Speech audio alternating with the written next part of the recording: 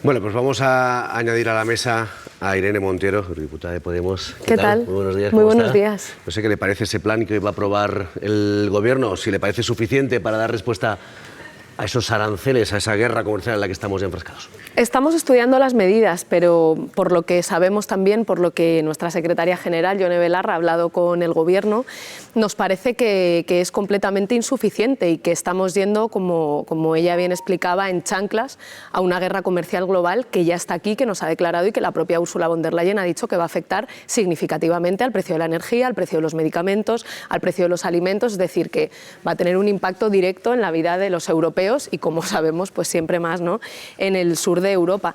Nosotras pensamos que habría que actuar con más contundencia para proteger nuestra economía, porque además para eso se incorporó el artículo 128 en la Constitución en nuestro país. La Constitución dice claramente que toda la riqueza del país, sea cual fuere su titularidad, pública o privada, tiene que estar al servicio del interés general. Pues en un momento en el que estamos siendo víctimas de una guerra comercial global, lo que tenemos que hacer es proteger nuestra economía y proteger los intereses de los españoles y las españolas. Y eso se hace, por ejemplo, expropiando las viviendas a los fondos buitre estadounidenses, que están, con el dinero que les estamos entregando, gastando el dinero de nuestras escuelas y nuestros hospitales en armas, comprando viviendas para especular con ellas. En este momento en España, el mayor casero de España es un fondo buitre estadounidense. Vamos a expropiar esas viviendas y vamos a ponerlas en un parque público de vivienda social que nos permita tener alquileres más baratos y bajar el precio de los alquileres, que es uno de los grandes problemas que tiene la mayoría de la ciudadanía. Vamos a expropiar su participación en empresas estratégicas. En un momento tan sensible para nuestro país, las decisiones sobre qué pasa con la energía o con las telecomunicaciones o con la banca las tiene que tomar la gente. No las pueden tomar fondos buitre extranjeros que ni siquiera saben dónde está España. Pues expropiemos su participación, que tienen, vamos, en el caso de BlackRock es que es accionista mayoritario del BBVA, del Banco Santander, de Naturgy, porque María Jesús Montero y el presidente Sánchez autorizaron esa participación tan grande de un fondo buitre. Pues vamos a expropiarles esa participación en las empresas estratégicas y vamos a intervenir, como hicimos en la pandemia, los sectores estratégicos de la economía para que las decisiones las tomen los españoles y las españolas, no los fondos buitre estadounidenses o extranjeros, que su interés es el negocio, no proteger derechos. Es decir, señora Montero, ustedes lo que proponen es atacar a esas empresas estadounidenses para intentar frenar a su gobierno. Nosotras intentamos proteger la economía. Quienes están atacando y siendo extremadamente violentos son grandes corporaciones y entidades financieras que, como bien saben, no tienen por interés garantizar la vida, ni la sostenibilidad del planeta, ni afrontar la crisis climática. Tienen como interés utilizar derechos como negocios para especular y para ser cada vez más poderosos y tener cada vez más dinero. Yo entiendo que ese puede ser un objetivo legítimo de una empresa, pero los objetivos del negocio no pueden estar por encima de los objetivos de la vida. Si en España hay muchísimas familias que están pagando el 40, el 50, el 60% de su salario en pagar el alquiler, mientras hay grandes corporaciones que están comprando casas no para vivir, sino para especular, yo creo que para eso tenemos un artículo 128 en la Constitución, que es tan importante como todos los demás y que dice que la riqueza del país se pone al servicio del interés general y que la vivienda es un derecho.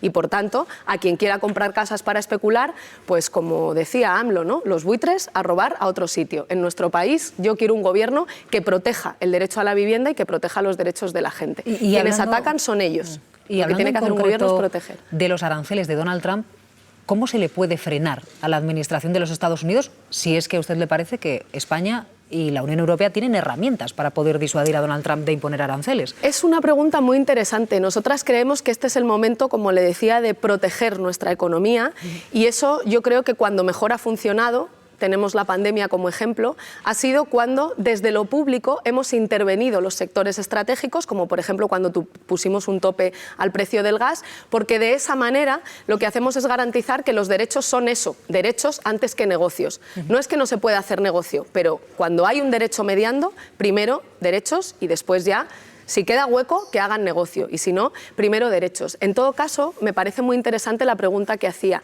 ¿Queda margen?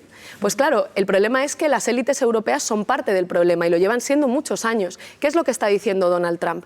Nosotros vamos a forzar con los aranceles, vamos a forzar esta guerra comercial global, cuyo principal objetivo es China, y por el camino que va a hacer Europa. Pues yo a Europa ya la tengo sometida, porque forman parte de la OTAN, por eso nosotras proponemos la salida de la OTAN, entonces militarmente nuestros objetivos están subordinados, y nuestros ejércitos y nuestras armas subordinadas a los intereses militares de Estados Unidos, y tras 3 años de guerra en Ucrania, con el rearme, con la escalada bélica, que tanto nos han ridiculizado por oponernos, ¿cuál es el resultado? Pues que ahora Europa es más dependiente energéticamente y económicamente de Estados Unidos. ¿Y qué está diciendo Trump?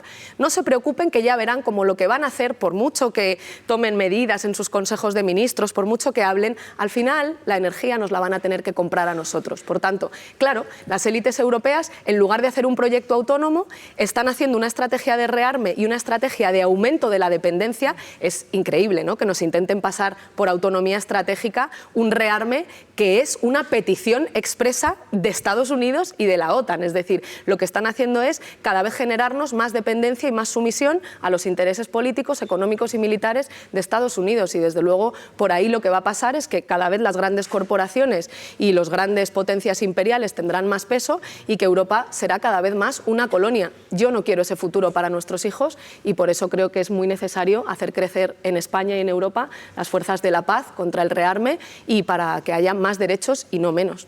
Por concretar con el tema del plan que se aprueba hoy, cuando vaya al Congreso, que irán parte de las medidas a un decreto, no parece que de momento incluya las medidas que ustedes están dejando encima de la mesa. Por eso nos echaron del gobierno, para no tener que meterlas. ¿Qué van a hacer? ¿Qué van a hacer si sus votos fueran necesarios? Vamos a estudiar bien esas medidas, pero como le digo, nosotras vamos a seguir insistiendo a este gobierno en que haga lo que hay que hacer. Y en este momento lo que hay que hacer es proteger la economía. No se puede ir en chanclas a una guerra comercial global. Y para eso nosotras creemos que, por ejemplo, hoy el presidente no debería autorizar ese robo de 2.000 millones de euros para invertir en tanques en lugar de en escuelas u hospitales, que es un robo a la ciudadanía. La estrategia de rearme es un gran robo.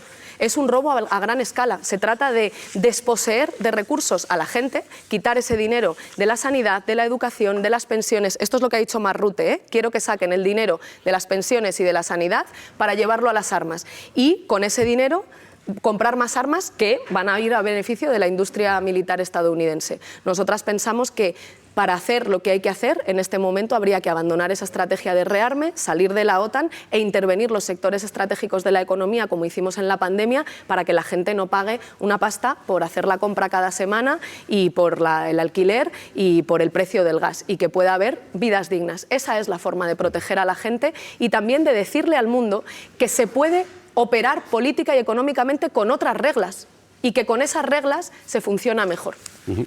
Nos avanzaba ya el otro gran asunto que está hoy en el Consejo de Ministros. Vamos a acercarnos un momentito a Moncloa para que Pablo nos detalle exactamente cuál es esa otra medida importante, esa partida en gasto de seguridad que hoy se va a modificar dentro de los presupuestos. Pues se trataría de una inyección del Ministerio de Hacienda al Ministerio de Defensa de 2.084 millones de euros destinados sobre todo a compras, a adquisiciones de material de defensa, de material de seguridad y que según el Gobierno se trata de pues hacer frente a necesidades ineludibles que son fruto de gobernar con los presupuestos prorrogados. En cualquier caso, desde la Moncloa restan importancia a esta transferencia, a este aumento del presupuesto en esta partida de defensa, porque dice que es una modificación más de todas las que se hacen y recuerdan que es necesario en este punto reforzar la seguridad de Europa y también la ciberseguridad. Como escuchamos a la exministra Irene Montero, la propuesta no cala desde luego en Podemos, tampoco lo hace en la parte de Sumar del Ejecutivo, que ya han anunciado que van a presentar objeciones a esta medida en el Consejo de Ministros. Para usted no es que no le guste la medida, sino que incluso entiendo, por lo que he dicho antes, que el presidente está incumpliendo el compromiso que dijo en sede parlamentaria de que incrementar el gasto en seguridad no va a implicar reducirlo en gasto social. Pero vamos, no solamente incumpliendo... O sea, yo creo que eso no es incumplir, eso es mentir a la gente, porque cuando el secretario general de la OTAN está diciendo claramente que el dinero de las pensiones y de la sanidad Europa lo tiene que sacar para destinarlo a armas, cuando el primer ministro de Finlandia le está diciendo en su cara a Pedro Sánchez que ha tenido que hacer severos y drásticos recortes sociales para aumentar el dinero en armas, decir que en este país no va a pasar es directamente mentir. Pero es que además yo creo que si él hubiese dicho que va a utilizar el poder de ser presidente del gobierno para hacer una estrategia estrategia de rearme que va a desmantelar lo poco que queda y lo dañado que está ya nuestro estado de bienestar, yo creo que no le hubieran votado. Creo que es así, es duro decirlo, pero es así. Están incumpliendo el mandato que la gente le dio con su voto sin pasar esas decisiones por el Parlamento, que es algo gravísimo. Y precisamente por eso, como además lo que nos dicen cuando se hacen cuando se toman este tipo de medidas tan antidemocráticas es: no hay alternativa, tenemos que hacerlo porque lo manda Europa. Bueno, no es un rearme, es un salto tecnológico. Hombre, mire, yo creo que tenemos que ser serios y honestos con la gente, y creo que lo que tenemos que demostrar desde la izquierda es que hay alternativa, que esto es una decisión política irresponsable que nos lleva a peligros, que nos lleva a mayor inseguridad, y que hay otra forma posible de hacer las cosas que Podemos, cuando gobernó, puso en marcha, que es proteger a la gente, que es intervenir los sectores estratégicos de la economía, que es salir de la OTAN, porque la OTAN es un sistema de defensa que está preparado para un mundo que ya no existe. Ahora mismo es Donald Trump el que está desatando una guerra global contra los intereses de la Unión Europea y quiere que Europa sea su colonia, un territorio más, una provincia más en su estrategia de agresión con China. Creo que tenemos que demostrar que hay una alternativa, que es una alternativa de paz, que es una alternativa de derechos, y que la izquierda tiene que volver a sentirse orgullosa de defender lo que defiende y de ser lo que es, orgullosa de defender los servicios públicos, orgullosa de defender la paz cuando todos agitan los tambores de guerra, y orgullosa también de hacer ruido y de sacar las pancartas, porque así es como se avanza en derechos. No hay un solo derecho que se conquiste sin pancartas, que se conquiste sin incomodar, sin hacer ruido, y por tanto, a pesar de todos los años que la progresía, ¿no?, y el Partido Socialista ha insistido que el ruido está mal, que las pancartas están mal, que incomodar está mal, que avanzar en derechos al final no está mal, porque si todo lo que se hace y lo que la gente puede hacer para avanzar en derechos está mal, pues al final es que avanzar en derechos está mal. Pues yo creo que eso es ponerle una alfombra roja a la derecha. Si en el gobierno solo manda el PSOE y este partido solamente está haciendo cosas que también podría hacer la derecha, ¿por qué no tener un gobierno de derechas? Creo que la izquierda tiene la tarea de ponerse de nuevo en pie y de demostrar que hay alternativa, que hay otra forma de hacer las cosas, protegiendo la economía, garantizando que lo público tiene más peso, garantizando los derechos sociales, la justicia social y los derechos feministas y el cuidado del planeta. Señora Montero, le iba a preguntar por seguridad y por defensa, pero es que ha dicho que si en el gobierno solo manda el PSOE, porque usted tiene alguna duda de que Sumar no mande. Yo afirmo que en el gobierno solamente manda el Partido Socialista, efectivamente. ¿Qué le hace pensar eso? La operación Sumar es una operación que se hace precisamente para ello, para comprometer las posibilidades de transformación de la izquierda. Esos serán los tiempos en los que el presidente nos decía que el feminismo molestaba, ¿no?, a sus amigos de 40 y 50 años, nos decía que no había que hacer ruido, que el ruido estaba muy mal, que criminalizaban todas las cosas que la gente sabe que hay que hacer para avanzar en derechos. Y efectivamente, ¿qué es la operación sí. Sumar, señora Montero? Una operación que además no es la primera vez que el Partido Socialista hace en España. Recuerden lo que significó el Partido Democrático de la Nueva Izquierda y Cristina Almeida o Diego López Garrido, ¿no? El Partido Socialista es el partido que más años ha gobernado en España, y al Partido Socialista le gusta ser la única referencia electoral de la izquierda. Que haya mucha gente de izquierdas que hace canciones, que escribe libros, que opina en las tertulias, pero luego cada 4 años, cuando hay que votar, que todo el mundo diga, bueno, yo soy muy de izquierdas, pero al final hay que votar al Partido Socialista. Y han dedicado en estos años, desgraciadamente, muchos más esfuerzos a acabar con su izquierda que a enfrentar los problemas del país o a intentar frenar el avance de la derecha y la extrema derecha. Eso es la operación Sumar, que insisto, es lo mismo que le hicieron a Julio Anguita. También le sacaron una izquierda amable a Julio Anguita, que terminó integrada en el Partido Socialista, y Cristina Almeida, candidata en Madrid del Partido Socialista.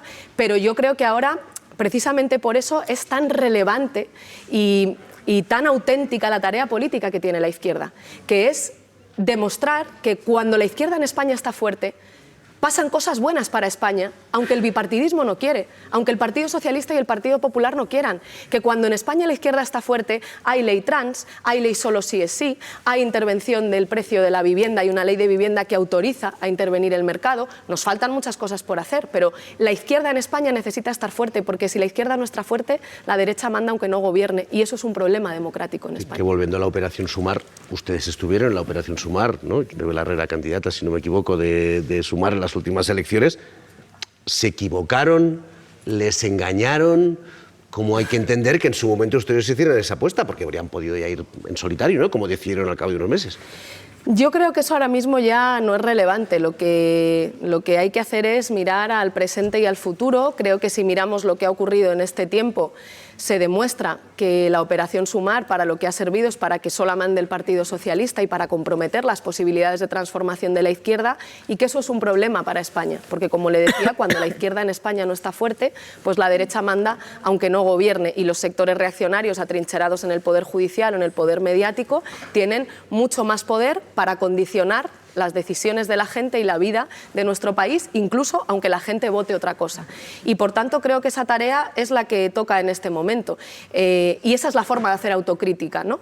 Haciendo que pasen las cosas que tienen que pasar para que en España vuelva a haber una izquierda fuerte, autónoma del poder establecido, autónoma también de la progresía, que sea capaz de negociar con el Partido Socialista y de coordinarse con el Partido Socialista, pero sin subordinarse, y, como le decía, de hacer que las cosas pasen. Yo creo que esa es una diferencia muy importante entre la izquierda y la progresía, que la izquierda hace que las cosas pasen, y que la izquierda actúa como si fuese posible transformar radicalmente el mundo, incluso cuando se ve que es muy difícil. Si las cosas cambian en el mundo es porque en algún momento, cuando todo el mundo cree que es imposible, alguien sostiene la bandera de la esperanza. Pues eso es la izquierda.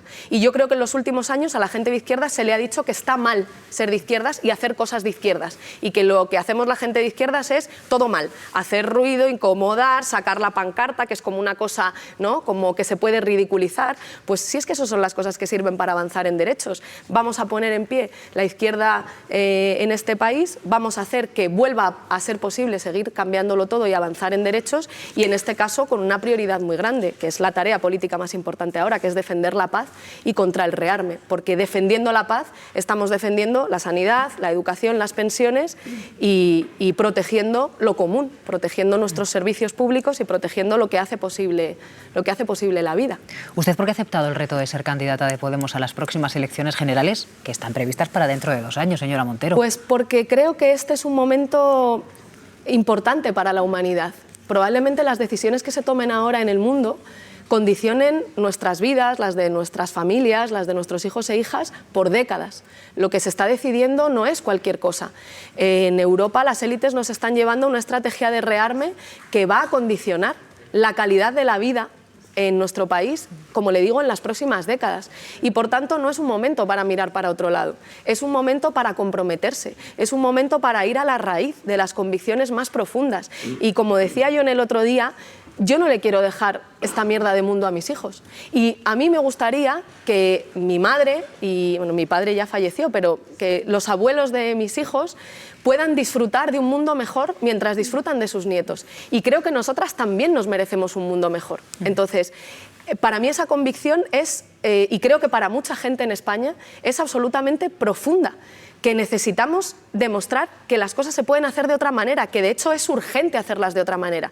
Que la pregunta, cuando tú estás hablando de un derecho, no es si es posible o no. Si es un derecho, la pregunta es cómo nos organizamos para conseguirlo.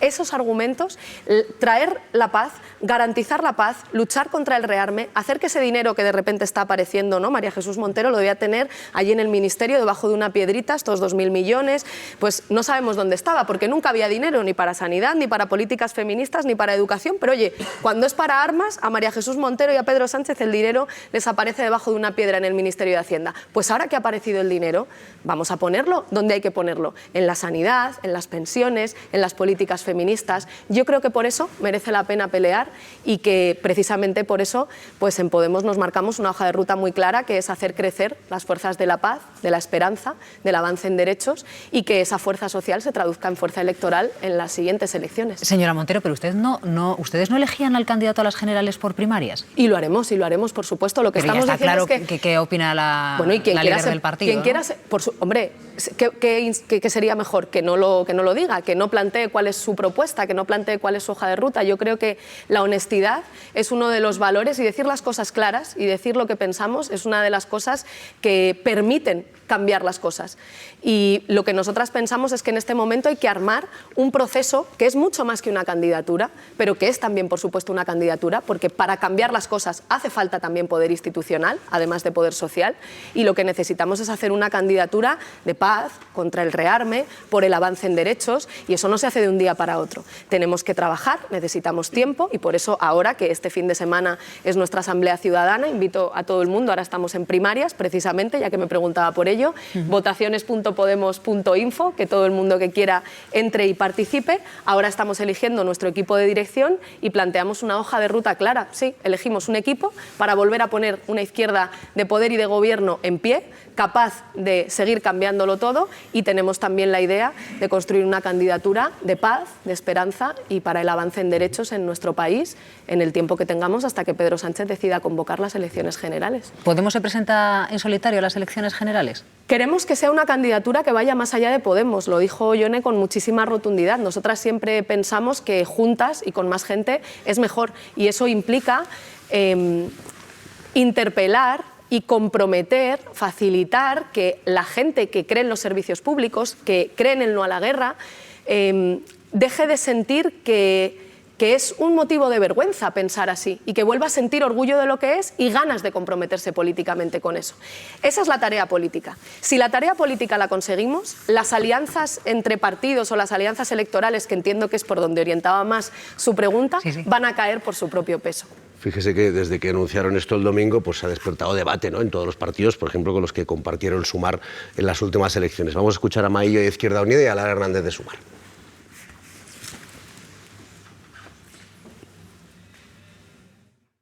Nosotros vamos a estar y vamos a apostar por una candidatura unitaria en la que estemos todos dentro y venga más gente, y que será sobre un método profundamente democrático, que no es el elegido a dedo por nadie, sino ni por una organización, sino por un sistema de primaria en el que participe todas aquellas personas que quieran hacerlo. Belarra, ni Yolanda Díaz, ni Lara Hernández, nadie los que hablen de las condiciones de la unidad, sino que será la gente la que ponga la cuestión encima de la mesa cuando toque.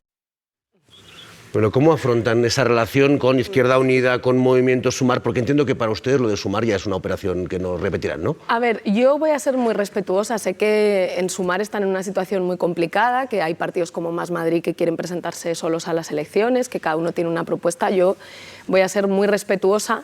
Creo que la tarea de la izquierda es política. Creo que la izquierda necesita convencerse a sí misma y sentirse orgullosa de ser izquierda, y entender que España necesita una izquierda fuerte para que la derecha no mande, que no gobierne, pero también que no mande aunque no gobierne, como ocurre ahora en España, y que si esa tarea política se hace, las alianzas electorales caerán por su propio peso. Le digo más, yo por supuesto aspiro y quiero que exista una candidatura de izquierdas por la paz, por la esperanza, por el avance en derechos fuerte en nuestro país. Para eso también creo que el Partido Socialista tiene que hacer su tarea, y aquellos sectores del PSOE que ahora mismo están fuera del PSOE, hacer la unidad con ellos también para que sea posible que la izquierda esté fuerte y que se presente en una candidatura fuerte de paz, de avance en derechos y de esperanza, y orgullosa de ser izquierda, ¿no? ¿Usted se vería compartiendo candidatura con Yolanda Díaz en las próximas elecciones? Si es que el problema es que a Sumar, cuando le preguntan de quién está más cerca, ellos dicen que están más cerca del Partido Socialista. Sí, yo lo que quiero es hacer una candidatura... O si lo vería coherente o no, por lo que está diciendo, a lo mejor podría sorprender. Sí, estoy siendo clarísima. Yo quiero hacer una candidatura con la gente que defiende la paz y que está en contra del rearme, no con la gente que dice... Bueno, Yolanda Díaz lo que está diciendo es que le parece muy bien que se aumente el gasto en armas, porque Pedro Sánchez le ha prometido que no va a tocar el gasto social. Yo creo que son dos posiciones muy distintas en este momento. Cuando a Sumar se le pregunta, como cuando le preguntan a Mónica García si está más cerca del PSOE o de Podemos, dice claramente que de Pedro Sánchez. Pues le insisto, yo creo que podemos asumir nuestra parte de la tarea, que es hacer una candidatura amplia, fuerte, que si la tarea política se cumple de tener una izquierda fuerte por la paz, contra el rearme, por el avance en derechos, las alianzas electorales van a caer por su propio peso, pero creo también que, igual que nosotras estamos asumiendo nuestra tarea, el Partido Socialista tiene que asumir la suya, y aquellos sectores que están ahora mismo son del PSOE, pero están fuera del PSOE, pues hacer la unidad con ellos, igual que a nosotras se nos pide que hagamos la unidad entre los sectores de la izquierda, ¿no?, de la sociedad, que no son solo partidos, es también con la sociedad civil, con toda esa gente que a lo mejor ahora está más desconectada o desencantada porque a lo mejor creía que este gobierno iba a ser igual que el anterior y se han dado cuenta de que, bueno, echar a Podemos era lo que Pedro Sánchez quería para no seguir avanzando en derechos y para poder hacer una estrategia de rearme sin que nadie le diga que eso no se puede hacer y que eso va a perjudicar seriamente a la gente y que, por tanto, volvamos a poner a la izquierda en pie, que es la tarea Yolanda Díaz política. en las listas del PSOE.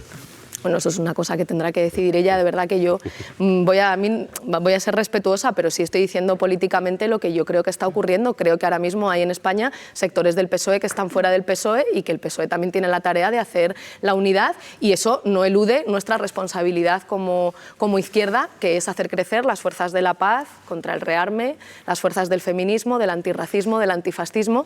También eso se ve muy bien en Europa. No sé si han tenido la oportunidad de ver algún pleno en Estrasburgo, pero una de las condiciones más importantes para que esta estrategia de rearme y de escalada bélica se pueda llevar a cabo es decir que no hay alternativa, que esto es lo único que se puede hacer, ¿no? Como estamos gastando tanto dinero en armas, vamos a desmantelar el estado de bienestar para gastar el dinero en armas porque no hay alternativa. Bueno, pues la izquierda en el mundo tiene la tarea de demostrar que no solamente hay alternativa, sino que es mejor la alternativa, como demostramos en la pandemia, por ejemplo, cuando pusimos un tope al precio del gas o cuando incluso en una situación muy complicada y de crisis fuerte fuimos capaces de avanzar en derechos feministas. Eso hace España mejor. Señora Montero, que me he quedado con alguna duda de cara a las elecciones de 2027. Imagine que alcanza un acuerdo programático con otras formaciones para concurrir a esas elecciones.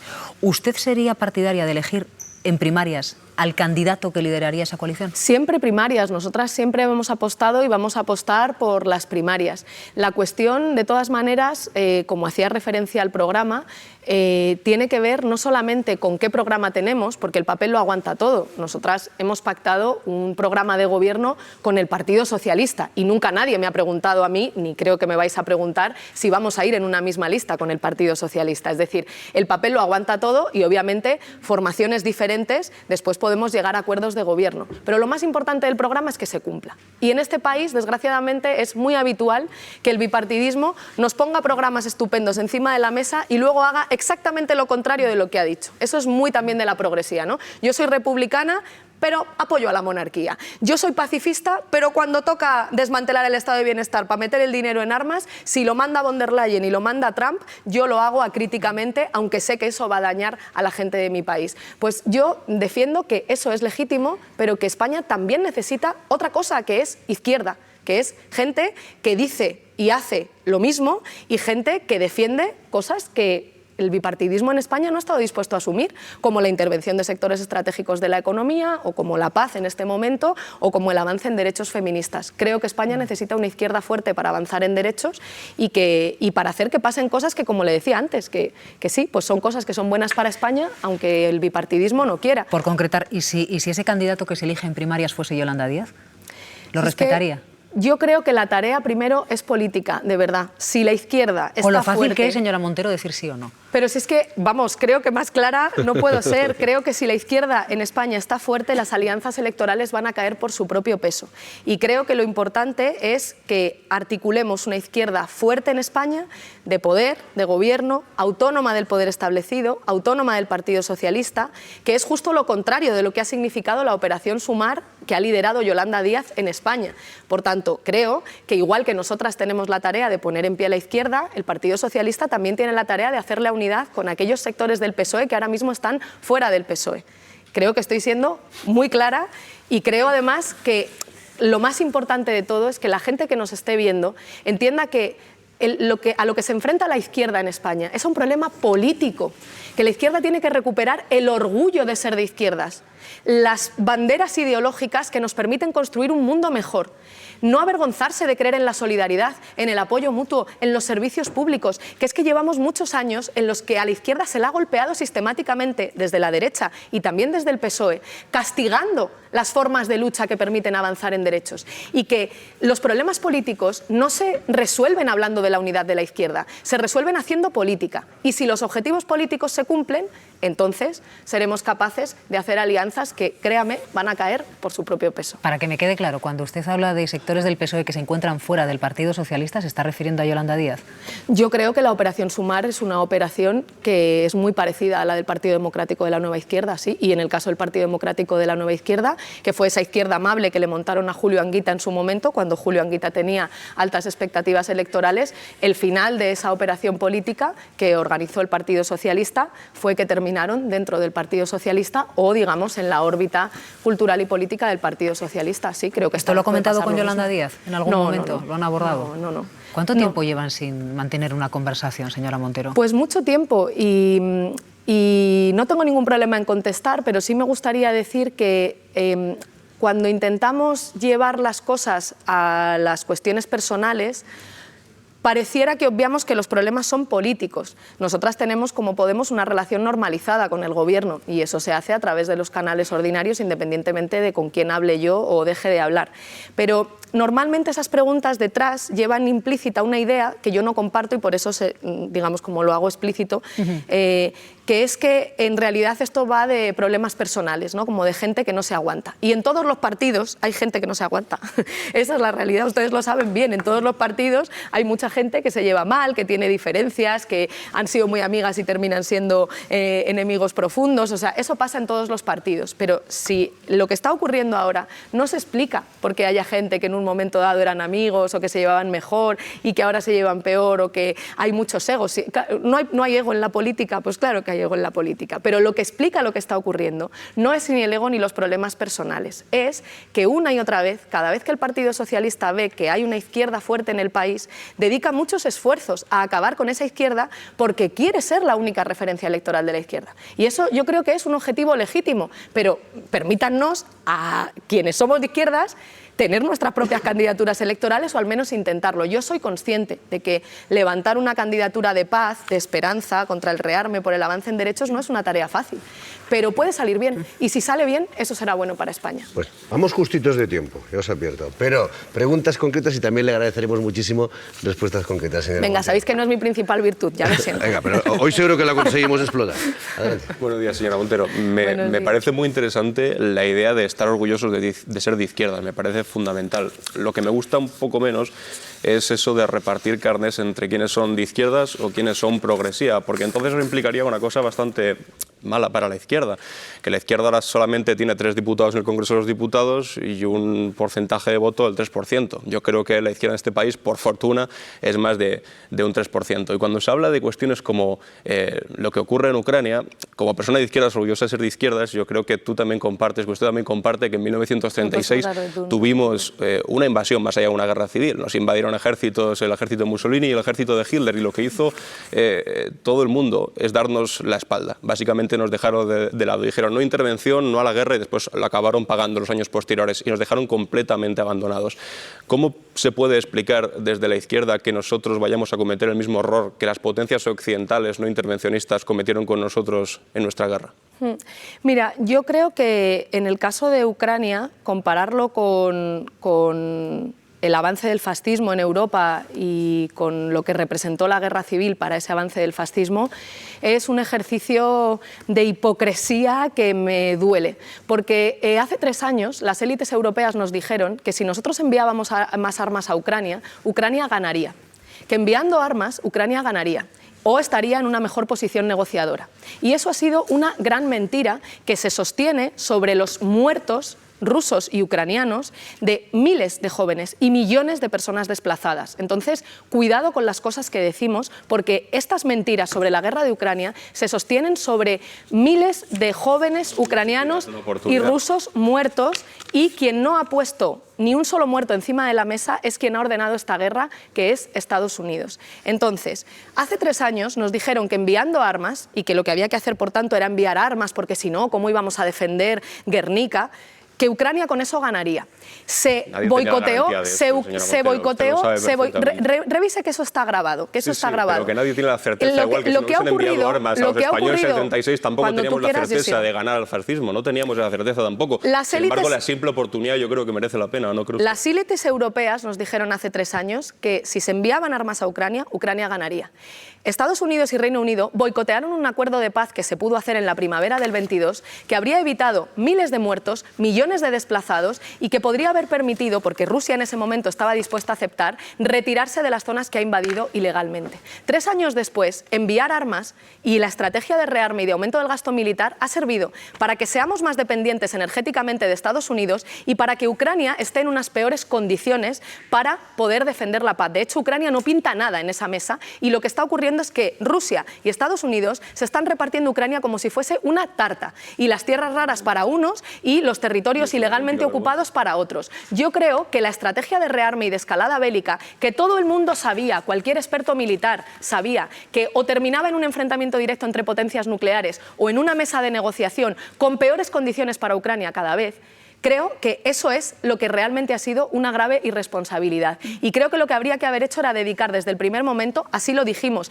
y lo nuestro nos costó la ridiculización de todos esos sectores progresistas, nos costó que Pedro Sánchez casi nos echase del gobierno y nos terminase echando por eso, por la defensa de la paz y por el no envío de tropas a Ucrania, junto a las leyes feministas, que nos terminase echando del gobierno, pero creo que ahora se demuestra que es lo que había que haber hecho, apostar por las vías diplomáticas y por la paz. Por lo menos así Europa hubiese tenido un papel digno que jugar. Ahora lo que está haciendo es observar como espectador cómo Ucrania está repartida como una tarta por 2 potencias imperiales como Rusia y Estados Unidos. Por insistir un poco en el tema de la concesión. Sí, yo voy a ser muy concreto. Buenos días, señora Montero.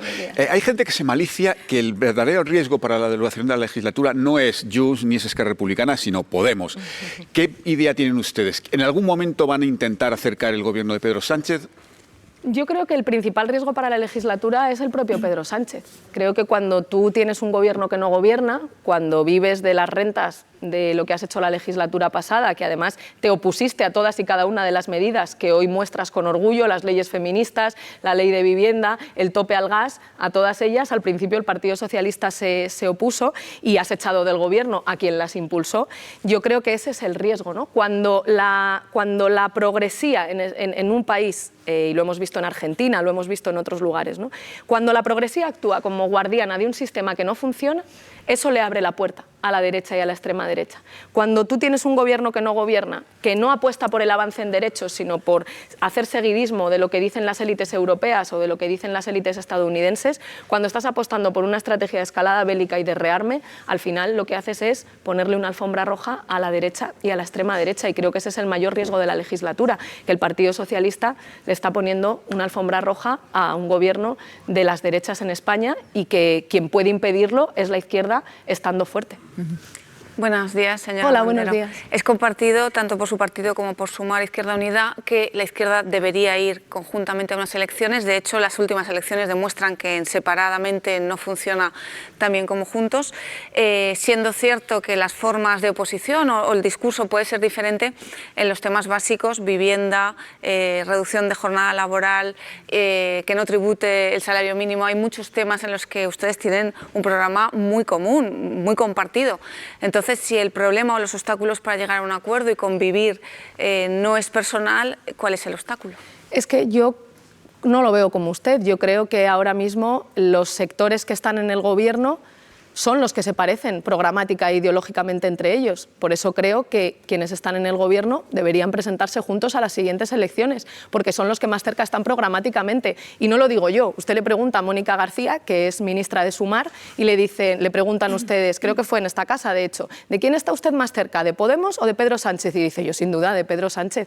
Pues si están más cerca programáticamente, que pacten y que permitan de esa forma que haya en España también una candidatura que yo comparto. Ojalá tengamos una candidatura de izquierdas fuerte, que apueste por la paz, que apuesta contra el rearme, que apueste por el avance en derechos, que esté orgullosa de ser de izquierdas y que abandere la esperanza, ¿no? Eso es lo que dice Angela Davis. Ante la desesperanza de esta ola reaccionaria, lo que aportamos la gente que queremos cambiar las cosas es una esperanza infinita en que incluso en los momentos más difíciles, si nos organizamos y hacemos todo lo que no le gusta a este gobierno, ruido, pancartas, incomodar, entonces avanzaremos en derechos. Pues yo creo que quienes piensan programáticamente parecido, lo comparto con usted, como son las fuerzas que ahora mismo están en el gobierno, que se pueden presentar juntos perfectamente a las elecciones y que haya también en España una candidatura de izquierdas por la paz, contra el rearme y por el avance en derechos fuerte.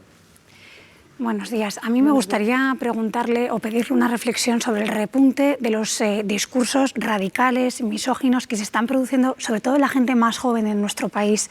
Me gustaría preguntarle si cree que también hay parte de reacción a discursos, a políticas. Usted ha sido ministra de Igualdad y que en vez de, digamos, sumarlos a ese discurso, han acabado reaccionando, y hasta qué punto también incluso los casos de presuntos agresiones sexuales o de este tipo, y lo sabe usted además en personas que han sido referentes para la izquierda. Le digo a Errejón, también Juan Carlos Monedero está siendo investigado. ¿Hasta qué punto eso también ha contribuido a un daño?